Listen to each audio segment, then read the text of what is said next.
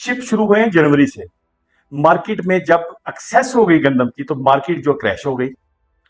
Government ने इनकी जो पॉलिसी थी कि जी हम 3900 में खरीदेंगे, ये एक ऐलान तो कर लिया लोगों को लॉलीपॉप देने के लिए, लेकिन इनफैक्ट सूरत हाल ये थी कि पास्को के पास जो टोटल कैपेसिटी, नाजरीन को मैं बताता चलूं कि पास्को के पास टोटल कैपेसिटी जो स्टोरेज कैपेसिटी है 5.7 मिलियन टन की है, ज्यादा से ज्यादा पूरे पाकिस्तान में, जिसमें 2.2 मिलियन जो टन है वो पंजाब स्टोर करता है।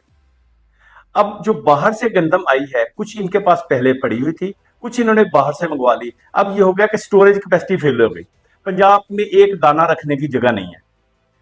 जो 2.2 मिलियन टन की जो स्टोरेज कैपेसिटी थी वो अलग, गोदाम फिल हो गए। अब किसान गंदम लेके मार्केट में आ गए। अब जब किसान गंदम लेके मार्केट में आ गए, आगे खरीदारी कोई नहीं है। गवर्नमेंट ने हाथ